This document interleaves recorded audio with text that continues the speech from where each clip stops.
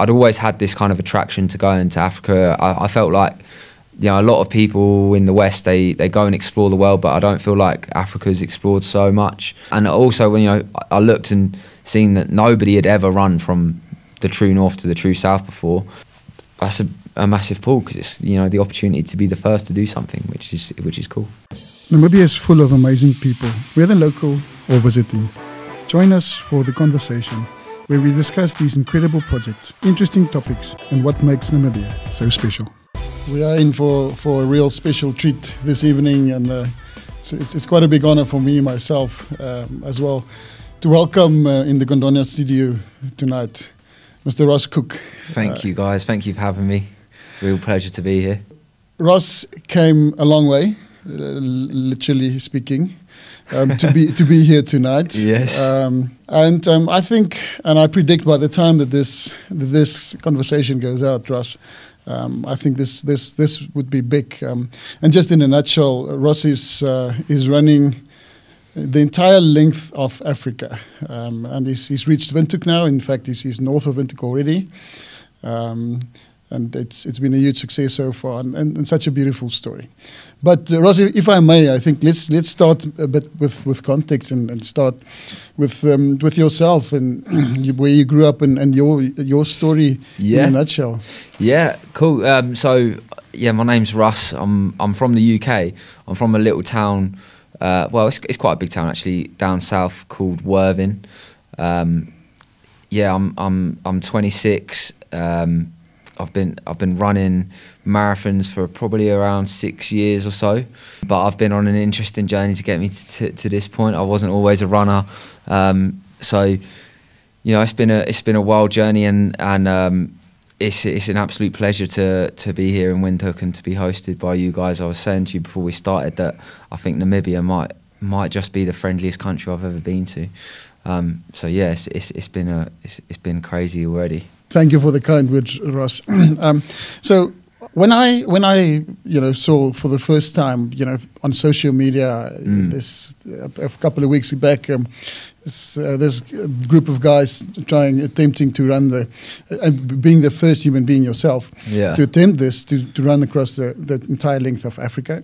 I had a look at this, and it immediately was intriguing. It was I had a big smile on my face, and let me be honest with you. In Namibia, we have this thing that we call a schnapps idea. Okay. And let me maybe give you the context, like in your story, because when I saw this for the first time, I said to myself, this was a schnapps idea. Yeah. That was a bunch of guys in a pub. Yeah. After way too many pints, and the one guy saying, "Guys, I've got this brilliant idea. Yeah. Let's run across the entire length of Africa." And after a moment of silence, everyone goes, "That is phenomenal." Ross, you do the running. Stan, you drive the bus. And I see this all play out under the banner of a life insurance company that says, "This is why we don't insure men." Yeah, that's why you've got the premiums, boys. Exactly. Yeah. But and also now, having met you and your whole team yesterday, I was lucky enough to run with Ross also yesterday afternoon for a couple of Ks through Windhoek. But I must say, the one thing that is so attractive and makes this story so real is that just who and what you guys are. This is not fancy. This is not overthought or overproduced. It's just so organic. Yeah, I mean, the way that this kind of comes together is almost a story in itself. Like one of the big kind of barriers to like these kind of adventures is obviously the money that you need to get started. And I'm not from money. I've never had money, so that was a huge part of figuring out how we were going to do this. And I persuaded the boys to come in and said, "Look, boys, we'll make this work, and we'll be able to figure it out in the end." But with the reality is, we started with less than 10% of the money that we needed to do the whole mission. We still got less than 10% of the money we need to do the whole mission. But there's certain moments in life where, like I say, you got to risk it for a chocolate biscuit, and part of the adventure is is kind of going headfirst into that unknown and going with the belief that, you know, I think we can make this work, and if we work hard and we put the work in, then we'll figure it out along the way. And that's kind of, you know, our mentality here is, you know, I run through Africa and try and bring as much positive energy everywhere I go, and then hopefully that gets kind of returned as we go up, you know.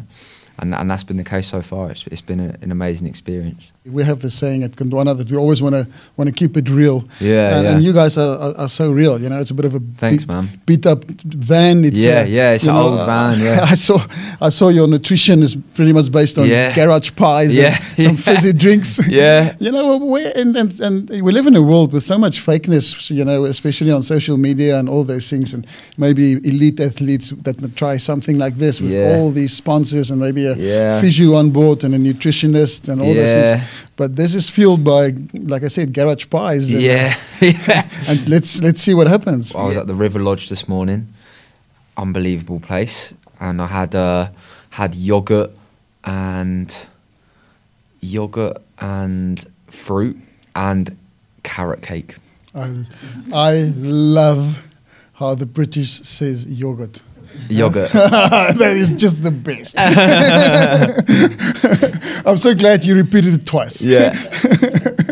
You just made my day. Yeah. Do you know what's interesting? Because obviously our crew, there's three of us that are British, but we're all from different parts of the country. So we've all got quite different accents. I don't know if you guys can really hear it or not, but we've got, you know, like Stan's from the north. I'm from right down the south. So we've got like quite different.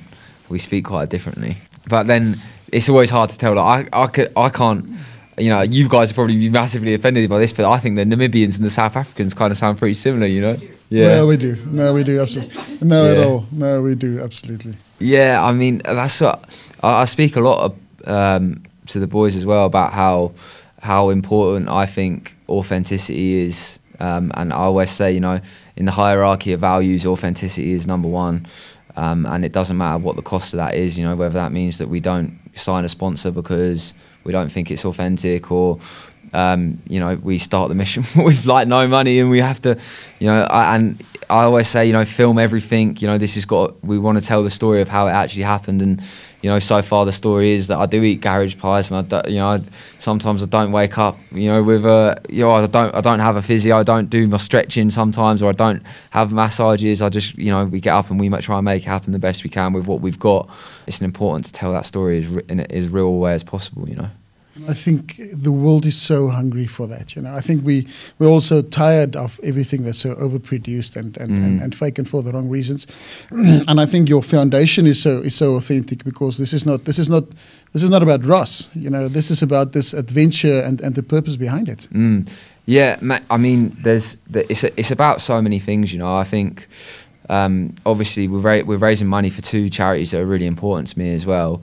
One of which is called the Running Charity, which I've been working with for a long time. And you know, my journey of getting into running kind of started from, you know, quite a dark place really, and running was the spark that really changed that for me, and has led me on this kind of positive spiral that brings me here now. And the Running Charity is all about that, which is why I connect with it.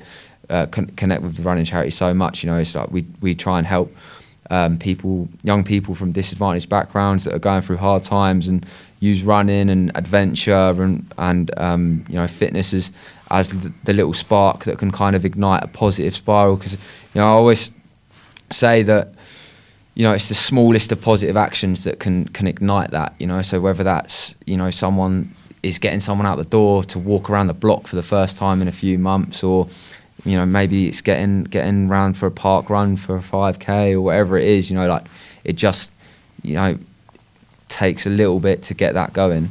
So, you know, that's really important. And then we've got Water Aid as well, so I thought it was really important. We're running through the African continent. It would be great to try and do something that gives back to the countries that we're running through. And I don't think there's too many things in life more important than clean water and hygiene. So, you know, they're doing great work as well. So, you know, there's a wider cause to the mission. I also just would love to inspire as many people to get moving as possible. I just think it's powerful, you know, and you know, that sense of community, a lot of the news and a lot of the media now like try and there's just so many negative stories out there, and I'm a firm believer that 99% of people in the world, no matter where you go, are good people and they want to do good things and they want to help you. And you know, I feel like the mission so far has been a showcase of that. There's of course the bad times and people in desperate situations, but you know, the people throughout that we've experienced so far are overwhelmingly positive, and if we can kind of like take that message and pass it along as much as possible, then I think that's super powerful. You talk about that spark, you know, igniting in someone. Did that happen for you? Did someone give you that spark to get you running? Yeah, man. So, you know, like when I was younger, I think I kind of faced some problems that probably a lot of young men can relate to. You know, you go out into the big wide world when you're a youngster, and you know, I haven't built any skills up yet. I don't offer too much value, and the world kind of let me know that. You know, it was like, you know, rejection and you know, all of these kind of things that you're faced with as a young man, and you know, it led me to doing things that try to kind of escape that. You know, like lots of partying and drinking and gambling was a big problem for me. You know, after I kind of went down that road a few too many times, I had a mate that reached out to me and said, Russell, I think you should come run a half marathon with me. And we trained. He got me out running. I hated running at the time, to be honest. Hated it. Hated every training session. Hated it all. But you know, I did that half marathon, and then a few weeks later I did a full marathon. And that process of overcoming something that I previously, you know, I looked at people that ran marathons and thought, oh no, they're just, you know, I'm not that guy. I couldn't be that guy. That's, you know, they're over there doing their thing, but that's not me. And then, you know, I went on a journey to become one of them guys, and it kind of taught me, you know, taught me that to be real confidence, you know, real motivation, real discipline. And then I was able to kind of like start extrapolating that into other areas of my life, and, you know, saved up some money for the first time ever, and, you know, went traveling and got to experience new cultures and different things. And, you know, that was a huge part of this whole process was just one mate reaching out to me and saying, I want you to come and run a half marathon, which is incredible, really. And that little spark has led now to I mean, you and you know, just in the past couple of weeks, this story, your story, and this project it's been blowing up. Yeah, I mean, the support honestly is blowing my mind right now. You know, I log into social media every day and just, you know, loads of messages from people saying, you know, that they're going out for their first run, and, you know, like as someone that knows, you know, I lived that, you know, I lived that moment where I went for my first run and it turned into something amazing. And it's like, you know, even if like one or two people can go on, you know, a journey that takes them from somewhere that was you know, was a bit dark to something that's, you know, a bit more positive, then like to know that this project can even be a spark in that way is just like overwhelmingly beautiful to me, to be honest. And big names, you know, like Mo Farah reaching out. Yeah. I mean, Mo Farah, you know, when you look into that guy's story, it's one of the best stories I think I've ever heard. You Absolutely. Know, from where he came from, what he had to go through, and then, you know, you watch that London 2012 double gold, and you just go like, it's like goosebumps. You know, it's crazy. So to have him take a second out of his day to give me some support was, you know, crazy. He's an absolute legend. Yeah.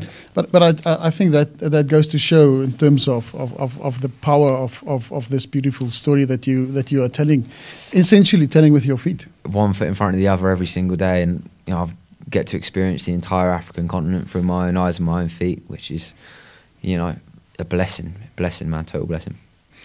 Why did you choose Africa? Well, I think there's a few reasons why.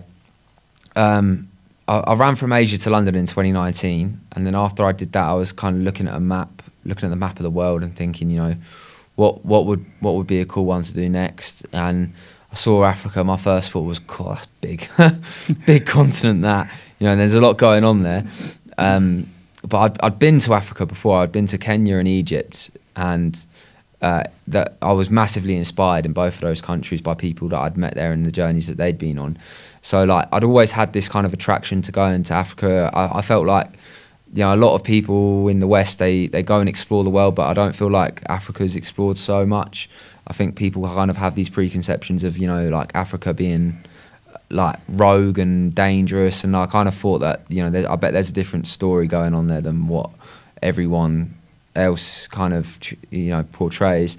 So there was kind of that intrigue from that point of view, and also when, you know, I looked and seen that nobody had ever run from the true north to the true south before. You know, people have done Cape to Cairo and across in various different ways, but no one's actually done the true length of it. And, you know, that's a massive pull, because it's, you know, the opportunity to be the first to do something, which is cool. Yeah, not many left on this little planet of ours. There's a lot of mad people doing a lot of mad things, you know. So, yeah. But I love what you said. I think you're not only smashing the case, you know, you're also smashing a few stereotypes. Yeah. And I just last night I looked at some of the comments on your social media when you ran through Windhoek, and comments like those roads look better than the roads in the UK. Yeah. And that's just one example. I think there's and you've said it. You know, I think there are still so many stereotypes about Africa. And, you know, we must also be careful. Africa is one big continent, and we are very diverse. Exactly. Yeah. So I can speak for Namibia. Yeah. But we still unfortunately find some of those stereotypes, and we just laugh about it. Yeah. You know, and I think that, you know, you mentioned there the diversity, and I think that's another beautiful part of this journey, you know, because we're going through 16 different countries, you know, 16 different cultures, you know, hundreds of different languages, you know, all of these people, and I think having the opportunity to try and connect with as many of these people as possible and hear the stories, you know, of the people is a massive part of this journey as well, you know. I'm a bit of a runner myself. Yeah. I say that with a lot of trepidation sitting next to you. But it's so true, you know, that impact that running has on you know, we talk about mind, body, and soul, but I think especially soul. You know, you just feel like a different person, and I think it's also the simplicity of it. Yeah, you know, you put on a pair of shoes and you're out the door. That's exactly kind of how I felt yesterday. You know, like I do a lot of running by myself, and obviously yesterday we were joined by so many people out running, and I think there's something quite like a primal instinct about being joined by a load of people and you're just running together. It's like, it's a sport that's so old it outdates the term sport itself. Like, we used to do that, you know, we would be out there doing that together, and we'd be going to get dinner for our families, you know. Like, it's so intrinsically human that it's like, it's kind of hard not to feel that like in your soul, you know, when you're out there running with people. So, you know, that's why I think I had a moment last night where, you know, we finished the run and I was just like, that was such a beautiful experience, you know, like to have everyone joining that in that way, and the energy on that run and the enthusiasm and everything about it. It was just like, wow, what an incredible life experience. I'll never forget that. And the miles just fly past. Yeah. You know, that energy carries you. And I'm convinced, you know, going north through Africa, I think you'll have thousands more of those experiences. I think I hope so, man. That's one thing about the African continent and the culture that we have here, is that collectiveness, you know, that togetherness, and I'm sure you'll have many more of those kind of runs. I really hope for you. That human spirit's powerful, man. Absolutely. When you tap into it, it's really crazy. Absolutely. Yeah. What do you think, Russ, at the end of this journey? I mean, surely you won't be the same person. I think, you know, I try and think about it. There's so many different things that go through my head. I always call it dangerous to think about, because I've got so much to do, you know. Like, I'm on day 34, I've got at least 200 and something days to go. And, you know, I'd be kidding myself if I was thinking that it's going to be easy. It's going to be incredibly hard. So, you know, I try and take it in the smallest chunks as possible. I think at the end, I can't even conceive how it's going to change me as a person.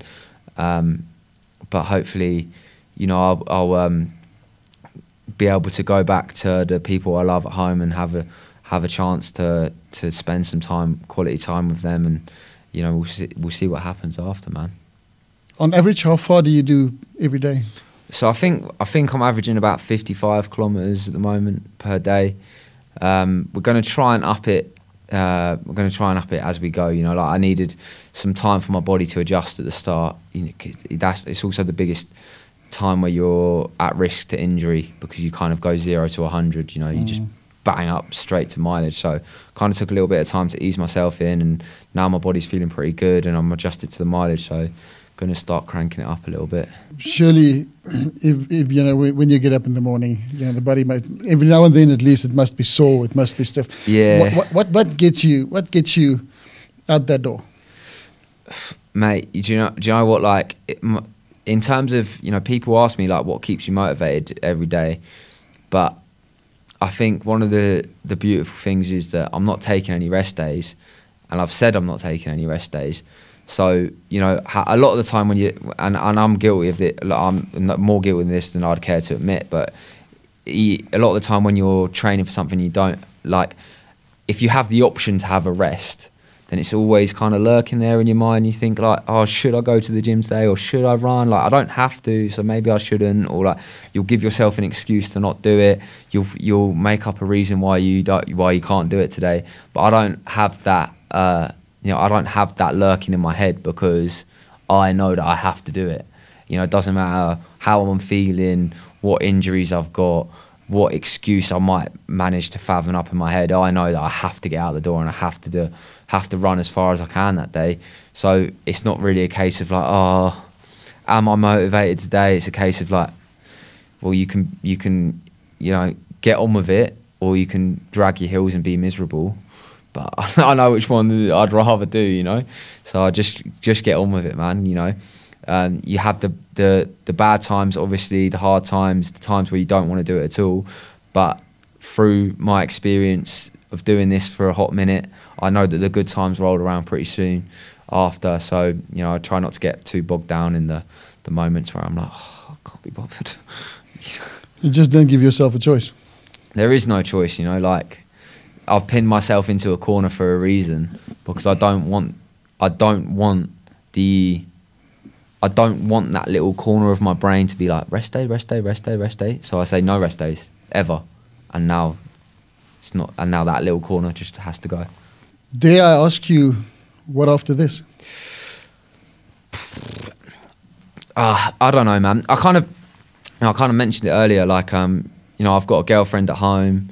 And I think I've been doing crazy adventures for a while, and one thing that I think is more important to me, will be more important to me than anything, is being a good dad.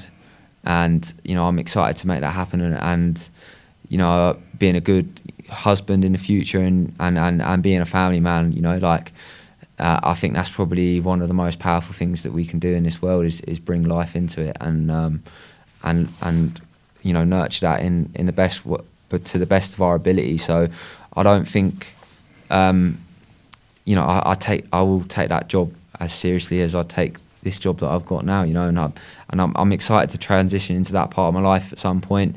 I'll always be an adventure man. I'll always need my little bits of freedom. You know, running around the world doing whatever I'm doing. And you know, I'm not saying that this is the last adventure. There'll be ton more adventures. But you know, maybe I won't do ones that are like 8 months away from home at a time. You know, I'm not sure. We've touched a little bit on it. Also, you know, before we started recording. But your time through Namibia, it's you've been having fun? Man, it's been better than I could have ever imagined, to be honest. Every possible opportunity, people have been so friendly, whether it's, you know, people driving down the B1, which I've been running on for like 3 weeks or something now, you know, tooting, waving, stopping, asking me if I'm okay, asking me, what do I need, water, do I need food, you know, whether it's we rock up into towns and people, you know, are, you know, offering to buy us dinner or buy some food or let us stay in, you know, their whatever the accommodation they've got, offering us showers. You know, it's been overwhelming to the amount of support that we've had in Namibia. And you know, like I said to you guys before we started, it's an absolute credit to everyone here that you've got that culture. You know, I think it's incredible. That makes my heart smile, but I must say I'm not surprised, and I think you'll be in the country for another 2 or 3 weeks, and I hope and I know you will have just more of that. Yeah, including Gondwana, King Nehale. You know, we can't wait for you to reach that point. I can't wait either, man. to be up there, but please, you must make me a promise. You know, you can't just stay there. You must experience some of it as well. Yes. You know, it's you're right there at Etosha. I think in England, you guys talk about, you know, stopping and smelling the flowers. In Africa, we say, please stop and have a look at the elephants. Nice.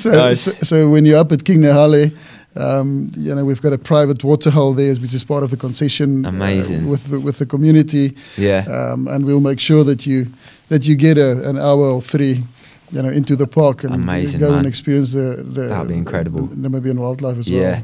Yeah. I've seen a bits and pieces on my runs.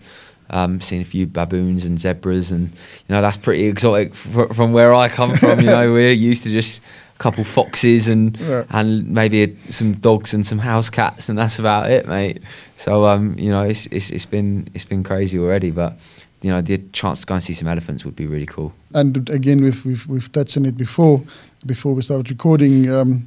But you will have to bring your loved ones back to Namibia once you're done. Absolutely, man. I can't wait. You know, this is probably one of the only tribes of a mission like this, is that it's so relentless. You know, like I'm on the road every day, forward progress at all costs, and like you said, it's hard to stop and smell the roses sometimes. So, you know, Namibia is definitely a place that I'll come back to, and I can't wait to properly have a deep dive into the country and see all the amazing parts here, you know, to all everything on offer. And Ross, I must say, I think the most beautiful part of this story, and something that I, you know, also personally, and this comes from the heart, is that you represent the guy next door. You know, you and Harry and, you know, the whole team. Yeah. You're such accessible and grounded and authentic people. And I love that about the story. You know, you are the ordinary guy. Who's doing the absolutely extraordinary. Thanks, man. Yeah, I mean,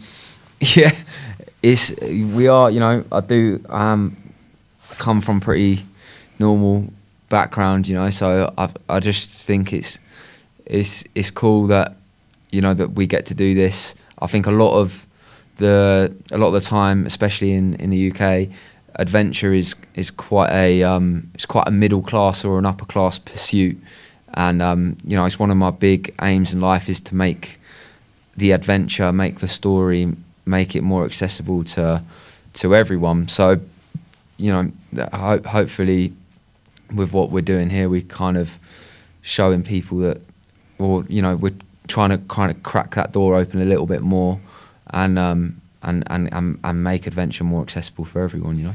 And I think that's such a universal theme, you know. Whether you're African, whether you're British, you know, we're all searching for that purpose. You know, we all say, and one thing is a fact, that purpose is not on the couch.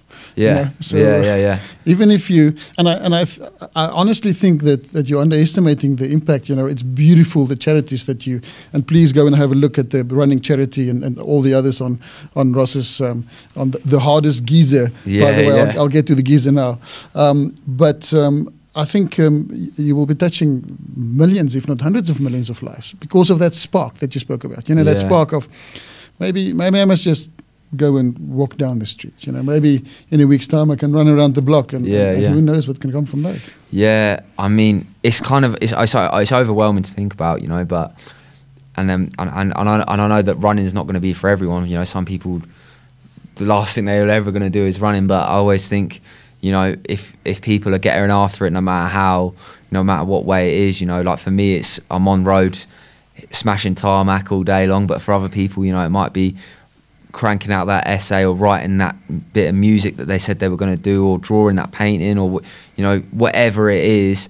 I just think if this project or this story or whatever we're doing can kind of help anyone do that, then that means more to me than anything, you know. the hardest part, I fully get it. Yeah. But for plebs like myself, what is the geezer about? So the geezer means something slightly different in England than it does in the rest of the world. So a geezer in the UK is kind of just, you know, one of the boys. You might see him down the pub a bit. He's just about town. That's kind of what a geezer is. I know that in other parts of the world, I think largely means like old man. But you know, geezer is kind of like where I came from. You know, that's kind of part of my culture and part of who I am. And hardest is just, you know, we go out and we give it everything, we smash it as much as we can, and you know, that's kind of how it came to be. Me and my mate had a boxing fight for the title of hardest geezer, so that's how it came to be. But it's funny because it's kind of just a bit of a joke, really. I'm convinced this is going to absolutely blow up for all the right reasons, you know. Hopefully, man. For all the authentic reasons, and like I said, you know, people are searching for that, and also the simplicity of it, you know. You know, there are no excuses. Yeah. You know, just get out the door and exactly. do your thing. You know, like that's what you know. One of the things I always say to the boys as well is like, if I can't run, I'll walk. If I can't walk, then I'll crawl, and if I can't crawl, then I must be dead. I know it won't happen in Namibia, and I really hope it never happens. But if it does, I'm sure there will be Africans right there, you know, willing and able to help. And again, you know, strongly identify with that. Also on a personal level, through COVID, you know, being in tourism, we went through hell. I can imagine, man. And running kind of, you know, saved my life. In that sense, we are very lucky and blessed here in Windhoek. You know, we're very close to nature. We go run here in the mountains, in nature, and that just you know, just gives you that magical power, and it's for free. I think, you know, as well, it's often about doing whatever is in your control. You know, it's really easy to worry about, you know, for example, COVID happens. It's out of all of our control. We can't do anything. You know, well, it's hard to do much about that. You know, like when the restrictions come in, and so you can't leave here, you can't go there. The tourism, you know, the business isn't coming in for the tourism, and it's like, what can I do about that situation? And sometimes, you know, if you can just take the tiniest bit, you know, well, I can still look after my own health and fitness, for example, then, you know, that's powerful in itself. You worry about what you can control. Brilliant. Like I said, it's late in the evening. Ross has done 55 kilometers today. He'll do another 55 tomorrow, and then for the next 200 days. So we don't want to keep you too long. Ross, again, thank you so much for making the effort to come. Thank you for your kindness also to us as Namibians. And we wish you only well. We can't wait to welcome you up at King Nihale. Yes. And we'll definitely arrange, you know, that you must have some wildlife experiences there as well. Amazing, man.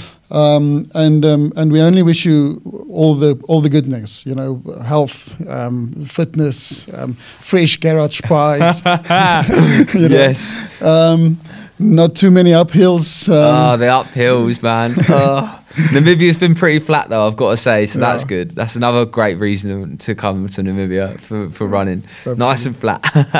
No, super. And we can't wait to welcome you back. I mean, you haven't seen literally 95% of what we have to offer in terms of the desert. We spoke about the Skeleton Coast. So no, come and have a look, and 100% bring your loved ones with you, and from the bottom of our hearts, Godspeed. Thank you, man. Really appreciate you having me on, and really appreciate your time, guys. Thank you so much. Just to do me one more favor. Just say yogurt one more time. Yogurt. Wait, can you say it? I want to hear the difference. Yogurt. Nah, it's yogurt, guys. I hate to correct you on that one, but...